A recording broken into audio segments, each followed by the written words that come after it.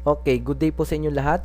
My name is Nathan at nandito po ako ngayon para alalayan kayo kung paano mag-earn ng pera every day, every week, at every month, step by step, habang online. Well, marahil naghahanap kayo ng online jobs ngayon kaya kayo nandito or na-share ng friends niyo itong page ko o talagang napadpad lang kayo dito. Well, yung mga i-share ko sa inyong online jobs, so wala nang kailangang interview, no working hours needed, meaning hawak nyo talaga lahat ng oras nyo at higit sa lahat, libre po ang pagsali dito. Well, malimit din siguro kayong online. Inaabot ng mga 3 to 6 hours sa pag-i-internet katulad ko. And siguro pare-parehas ang ginagawa natin. Nagfe-Facebook, nanonood ng video sa YouTube, nagse-search ng mga iba't ibang bagay sa Google. Well, ginagawa ko rin yung mga bagay na yan. Nagkiklik din ako sa mga Facebook status, nagpo-post ako sa mga walls, at madalas talaga akong online. Pero ang pagkakaiba is kumikita ako ng pera habang ginagawa ko ang mga bagay na yan. So, tatlong bagay lang ang ginagawa ko dito. Nagpo-post, nagkiklik, at simpleng nag-online lang ako. So ngayon, i-share ko sa inyo kung paano mas gawing kapaki-pakinabang ang pag-online at syempre, kikita kayo ng pera.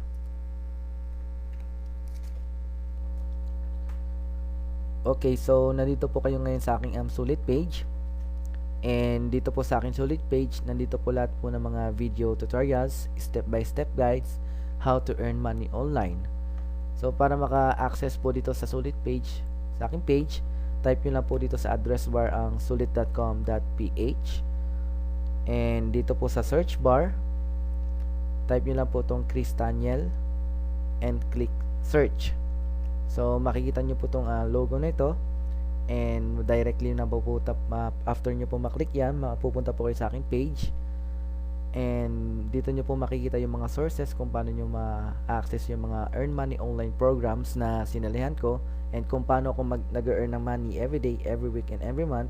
So provided ko naman po yung mga video tutorials and para ipakita ko po yung mga earn money online programs na sinalihan ko. So, pakilala ko po itong My Browser Cash. So, ito yung isa sa mga pinaka-favorite ko kasi simpleng-simple lang gagawin mo dito. Mag-o-online ka lang. And kung mapapansin niyo na na-detect nila na Chrome ang gamit ko kasi Mozilla pa lang ang kanilang affiliate na browser. So, pinaka-magandang gamitin po dito para sa My Browser Cash is yung Firefox. And kung mapapansin niyo, meron akong $12 dito. Well, na-earn ko yan dahil sa pag-online lang. And ito yung mga trackings ng aking earnings while online. And sunod po is yung ad posting dito po sa MDG. And kung mapapansin po ninyo, meron po akong $49. So, na-earn ko po yan sa pagpo-post sa mga text ads sa mga Facebook walls, groups, classified ads, pages, forums. So, ganun lang po kadali ang gagawin dito. Kakopy nyo lang po yung text ads and ipopost nyo po sa mga Facebook walls. Next thing is ito naman po ng PTC or pay to click. So ito po yung ClickSense. And kung mapapansin niyo, meron po akong $23.97, almost $24 na po yan. And yung isa po pong Infinity Box, which is pay to click also. Meron po akong na-earn na $5. And dito naman po sa fast to earn, ad posting din po siya sa mga Facebook walls, sa FB, or sa mga classified ads, forums. So, naka-earn po ako ng $15 sa pagpo-post lang. So, and lastly, ito po nga Neobox, which is pay to click din. Meron na po akong $1. So, lahat po ng mga earnings ko is ika-cash out ko papunta sa aking PayPal.